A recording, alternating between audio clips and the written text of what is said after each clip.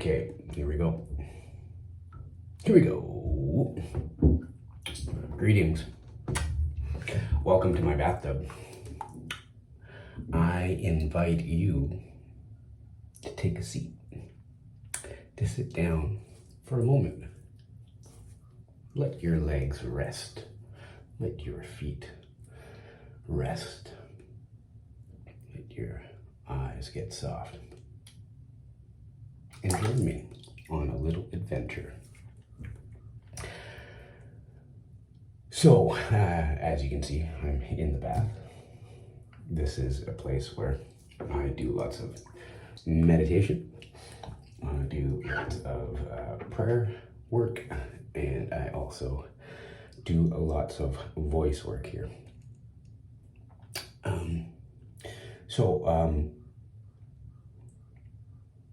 Today's story is brought to you by water, the most sacred medicine on planet Earth. Our bodies are 65% of it, up to higher counts if you look at different papers and such. So when I was living in Germany, I had a really hard time finding sweat lodges and ceremony over there.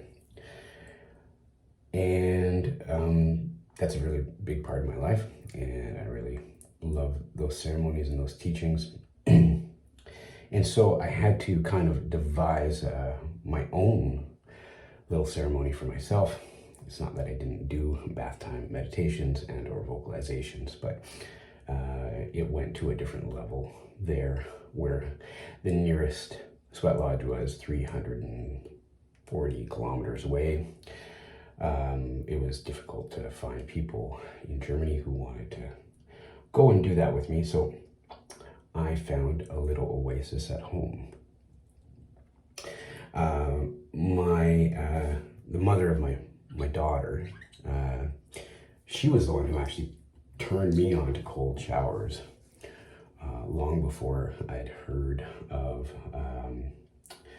the Iceman, Wim Hof, or but you know, a lot of newer stuff around studies around cold baths and such. And I didn't like them. I really didn't like them.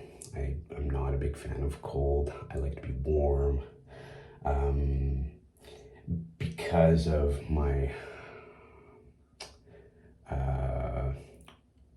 work with dance and movement, I find for myself it takes me a really long time to warm up.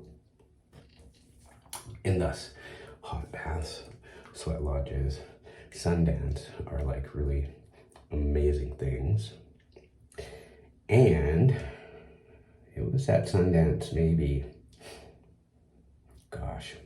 10 years ago now, that I had my, an experience with cold and wet that really stuck with me. It wasn't the same as doing Humblicha and being up on the hill and being like cold and just with like, your warm blanket and kind of like bouncing around and praying and stuff. It was different because it had been so hot for so long, and I think it was day number 4, and it got dark and rainy and it was cold, and I was out in the harbor, and it just really stuck with me, this not liking the cold and my resistance to it. So it just stuck with me. It stuck with me for a while. And there's this old adage: what we resist persists. And so back to Germany and creating ceremony for myself. So I had to take the principles and the understandings that I have had in ceremony in other aspects of my life, yoga, meditation, performance art, and I had to make something for myself there. I found some other communities eventually there, but that took me some time, and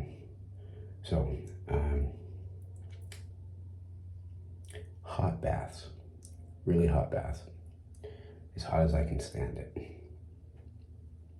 Yeah, and so like I'll slowly raise the temperature over the course of an hour, and well, then I will talk about syllabics. So syllabics are base formations for the structure of language and articulation. So syllabics are E, A, O, U, I, O, E, and any variation of their above. Now, in yoga, there is the sound of creation, the sound of Om, you know. And this is a sound and practice I've done for a long time. But I discovered something for myself in a different exploration as I was going outside of my normal structure, let's say. You know, and so I really think that for the context of this conversation, the structure is very, very important. Because in my practices, and as I say, there's quite a few different practices that I've had over the years, and quite a few different ways of looking at things. I always try to find cross-references or multiple points in multiple cultures, multiple texts, multiple ways of looking that I can cross-reference something. And so when I see things that can be verified through my own direct experience, I have to say, yeah, you know, because the first part is just looking. Yeah. So the first part in the verification process is me looking at, okay, well, can I see this true in several different cultures?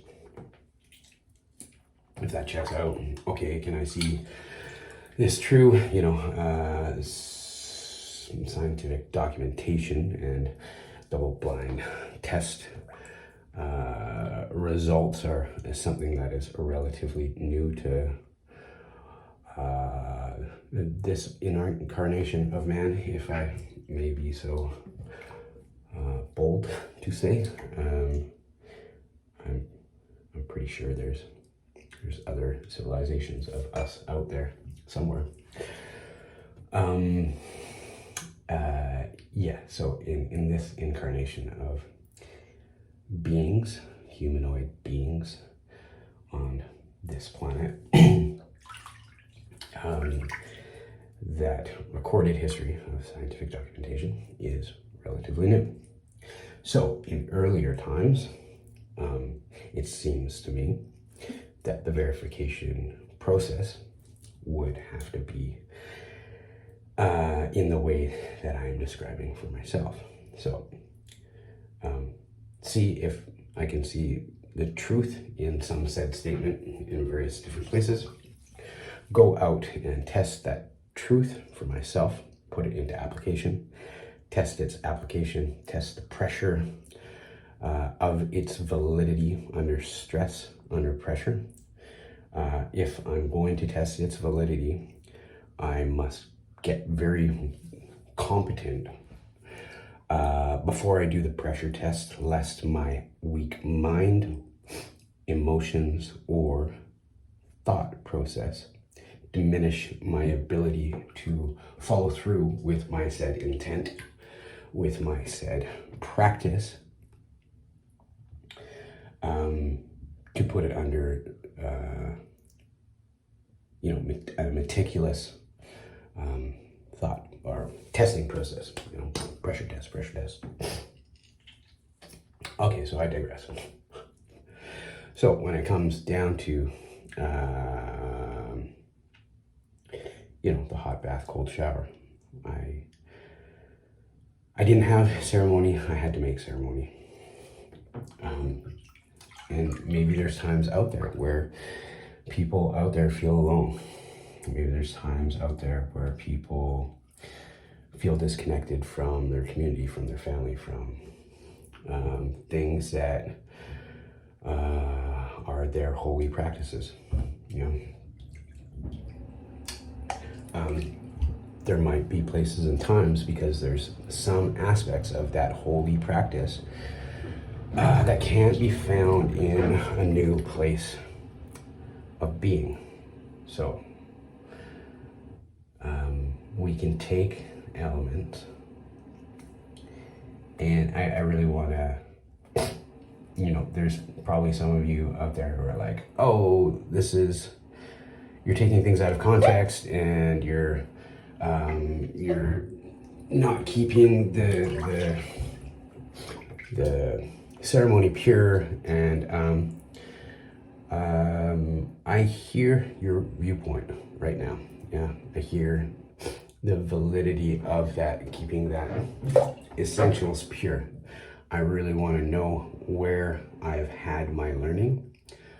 I really want to be able to pass that down to people, my family, my daughter,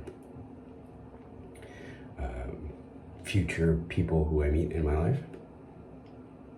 And I want to be able to be like, yeah, this came from here, this came from here, this came from here. So, Sundance, Sioux teachings, yeah. That's where I learned a lot of voice work. I learned to sing in the sweat lodge. I really found my voice there. I learned about syllabics before I even knew what syllabics were. Yoga and kirtan. I learned about syllabics there, even before I knew about syllabics. And a lot of voice work with Full Circle First Nations Performance Arts, and a lot of bath time humming and hawing. So I increase the temperature of my bath.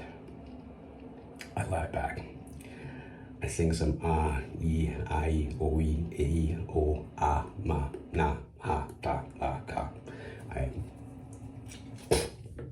All these things can be found in any language.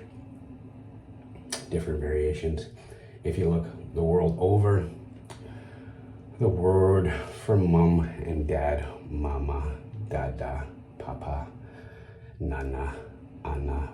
Like there's a whole bunch of different variations on yeah, and ma, pa, da, na, ka, la, all over the world. Yeah. Simple, straight. In yogic traditions, they talk about being the sound of the heart.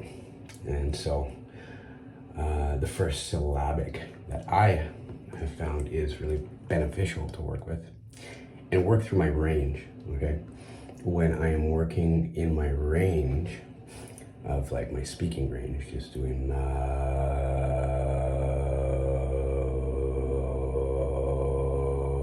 that's like my most basic, easiest. It's right here. It's right here. I'm not going down. I'm not going up. It's right there. Like a baby. Like a baby. So, a u ye yo ya ma na u yo ye.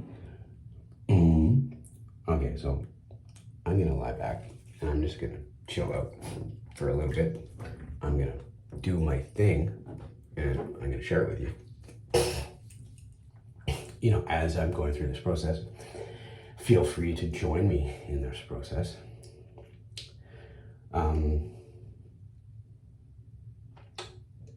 And then I'll talk a little bit more. Okay.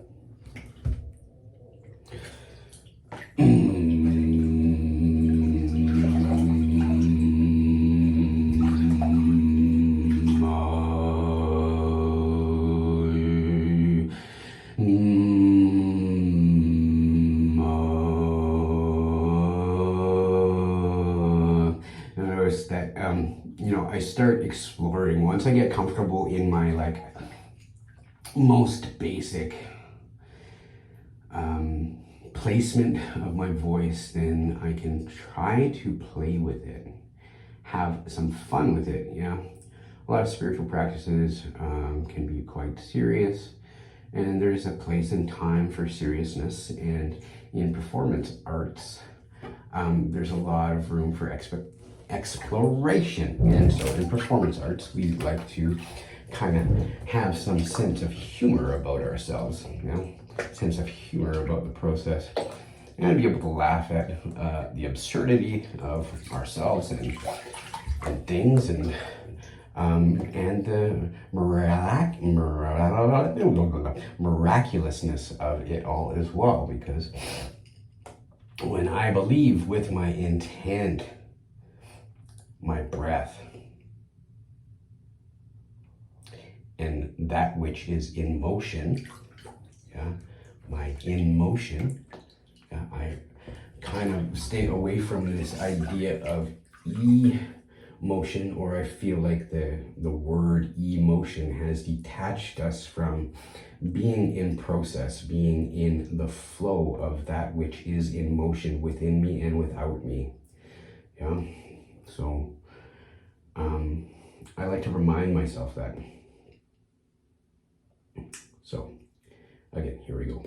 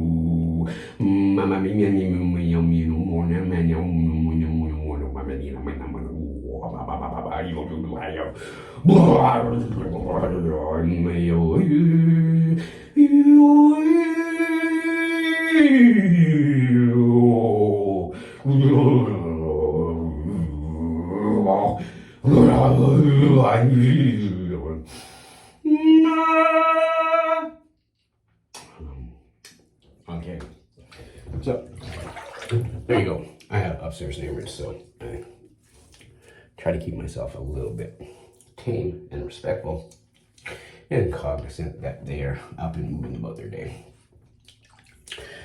So that's that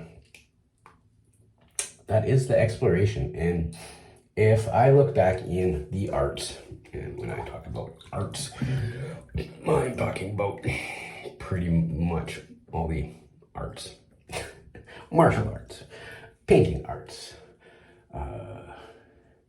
anything that takes a very long time to practice and get good at.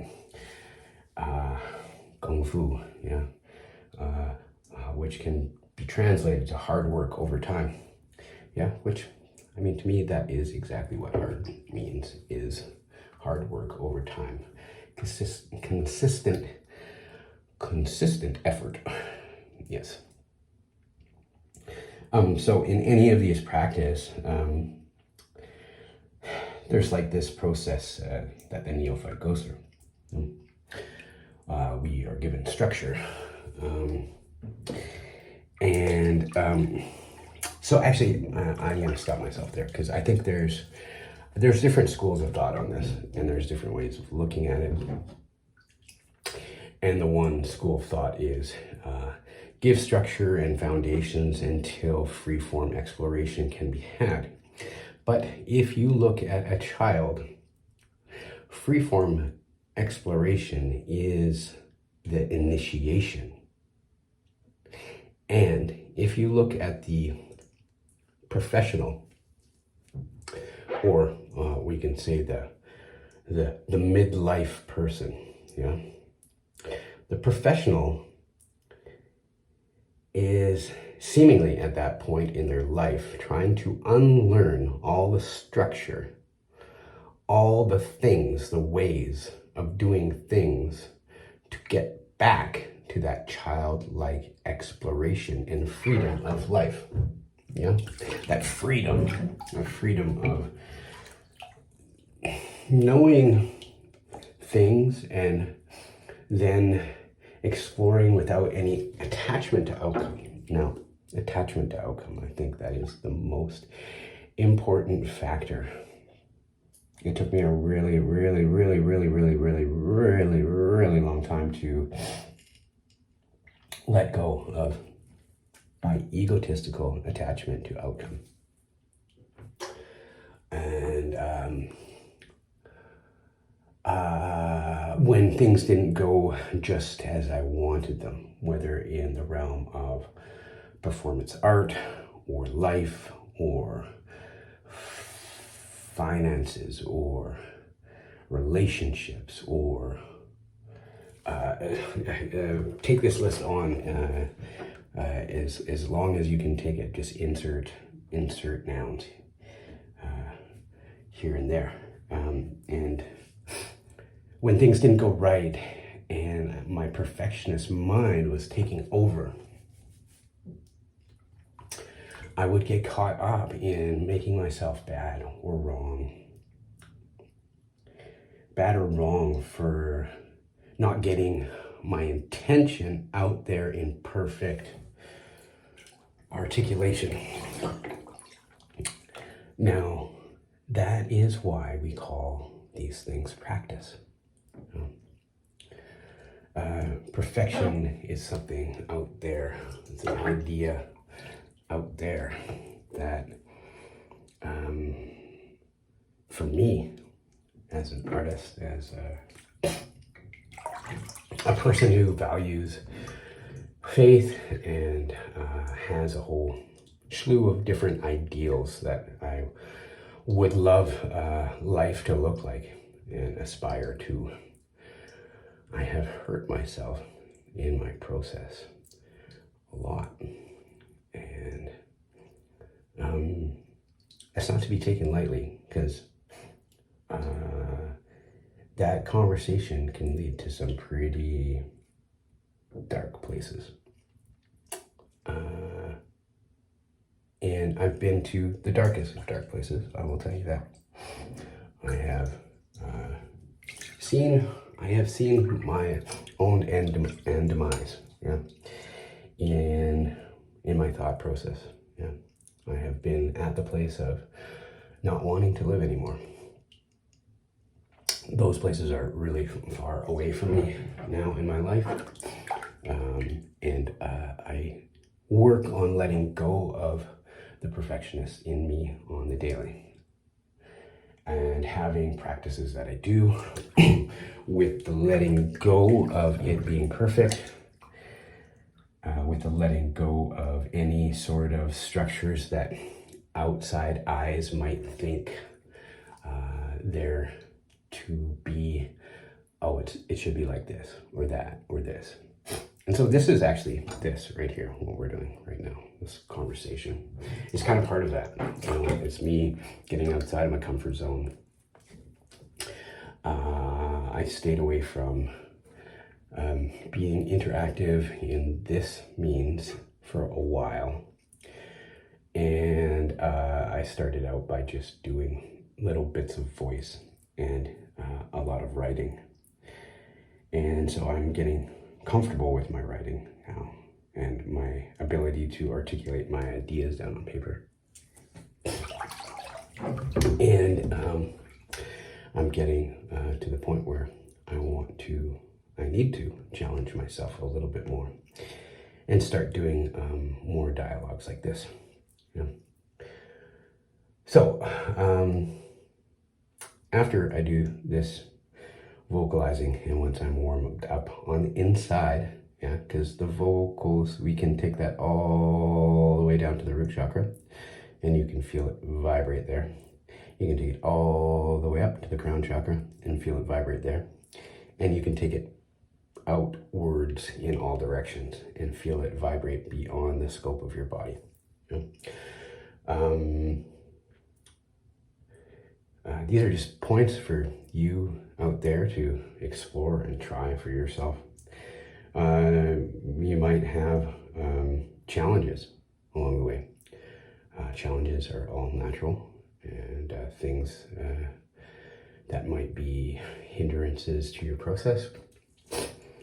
Please feel free to make a comment, like this post, subscribe to my channel.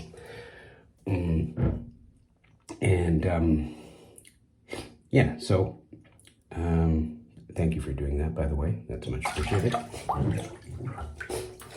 So after I've warmed up my body, my mind, my intent, my breath, then I drain the tub. I turn the shower on really hot for about 3 minutes. I wash my stuff, you know, all my stuff. I do a good wash, rinse off with hot water, and then I turn the shower to as freezing cold as I can. Now, this can be a shock to the system, so that's what I'm doing right now. I say to you out there, test where you're at. It might be great in the beginning, and there's times that I still do this, yeah, because sometimes if I'm not feeling great or my willpower is not feeling strong that day, the cold can be very debilitating for me.